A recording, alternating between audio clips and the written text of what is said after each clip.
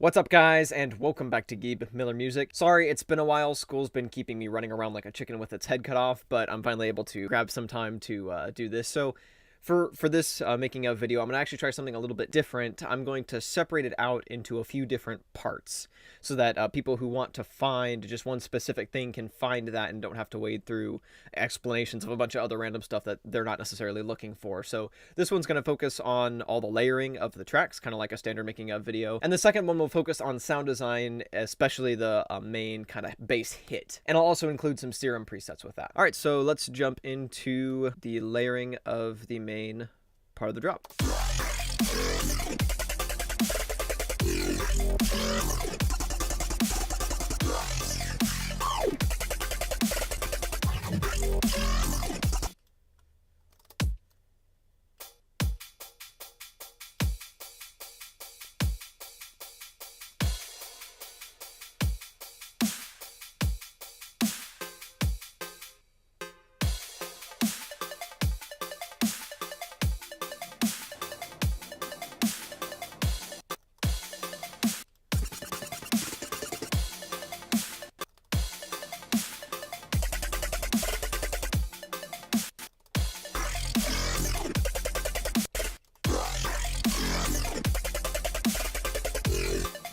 So let's start off with the drums. We got a kick. Fairly punchy, kind of distorted kick, and then I have LFO2 on here to shorten it a bit. For dubstep, you typically don't want a lot of tail in your kick. That way it doesn't interfere with the main basses at all. It doesn't fight. Some hi-hats. This is just one sample, and I needed it to have some movement. And so what I did was I duplicated it and then filtered it. So this is the filtered version. Sounds kind of crappy, kind of nasty. So they alternate, and it kind of simulates the effect of like a drummer kind of go. And by itself, it sounds like crap, but within a really dense mix, it works. And then I have these both panned a bit to the left so that I can have these crash cymbals panned a bit to the right. And then got another crash on top of that.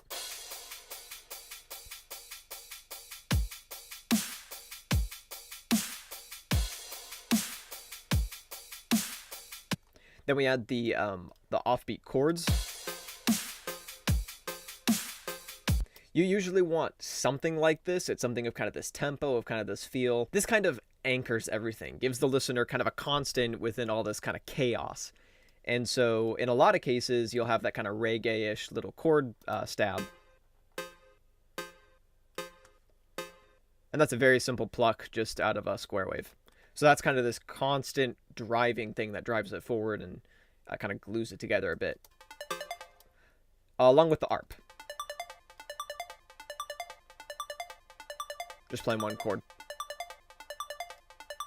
That also is a pretty simple patch. It's just a plucked square wave, once again. And then to fill out the background, you've got a bunch of these kind of whoosh sounds. And then some of these are panned a bit to add some width. Kind of put this in a space. And so I can actually show you what this sounds like without any of this. Make this go away. Here we go.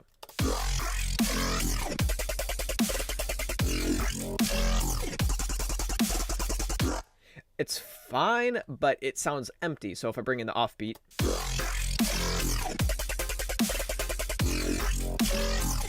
that helps. It kind of adds this melodic element to it. And the reverb kind of helps put it in a space. And then we add the ARP.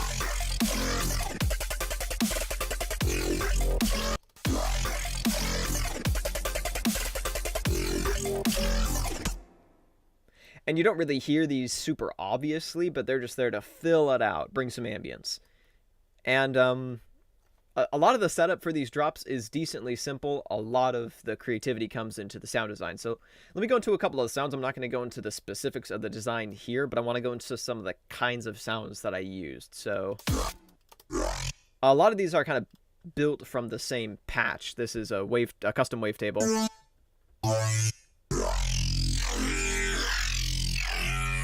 With a band reject. And within this patch, this definitely falls under layering. Within this patch, I've got sub layered. And this goes for every single patch in the song.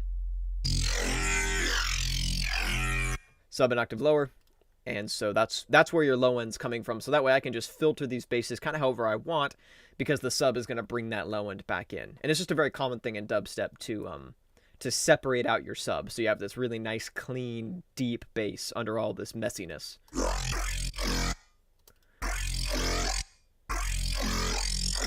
This bass kind of is a child of the previous bass with, we got some remapping going on, same band reject, and another wavetable layered on there, and I believe some different processing.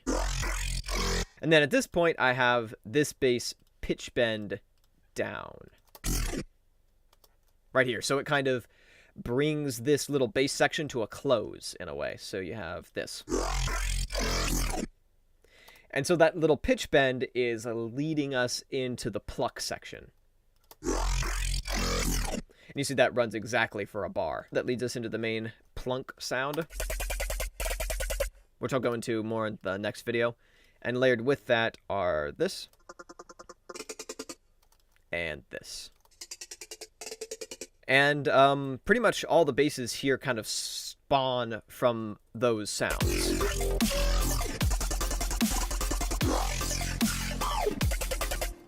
This ow sounds fun. This is a band pass going up like this. And once again, comes from one of a few custom wavetables I use just all over this track. All right, next I want to talk about this melodic section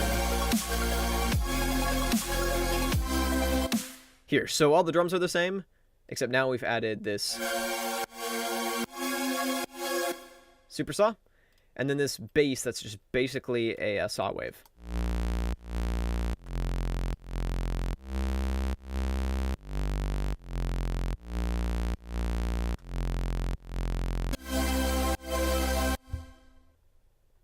And then on top of that, the ARP is still ARPing away.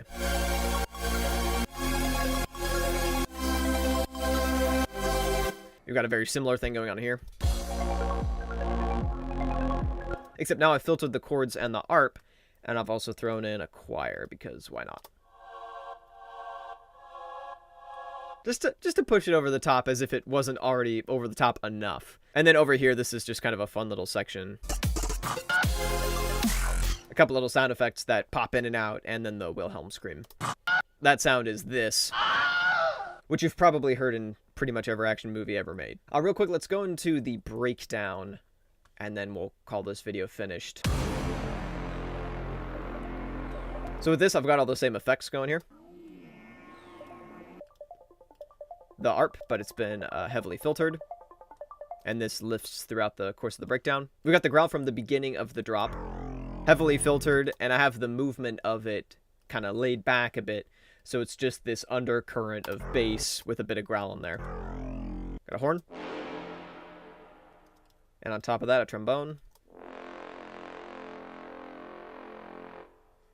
some reverb, this pulse,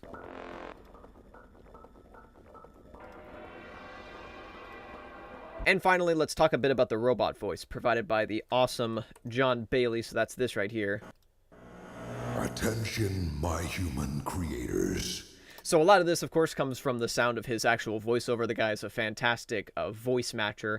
And so I asked him to do something that's kind of like Optimus Prime meets Ultron, and he definitely delivered. And on top of that, first of all, to bring it in, I soaked it in reverb, reversed it, so it brings you into the voice like this. Attention, my human creators. I am a robot supervillain. So that's basically what the original voice sounded like, with some EQ and reverb thrown on top of it. And then I also actually manually de-essed this whole thing, because the de-esser in Logic is kind of crappy, and so I just went with the volume and pulled S's down. Like, attention, my human creators. And that worked a lot better. Bit of a pain, but it got the job done. And so you can already hear it's mostly there already just because of his voice. But what I did was then I layered that with this right here.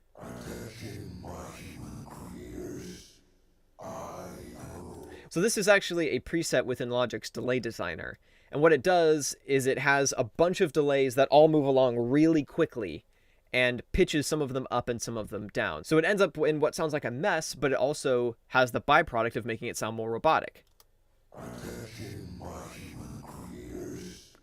So what I did was I moved this around and then layered it with this so they lined up, and you get... Attention, my human creators.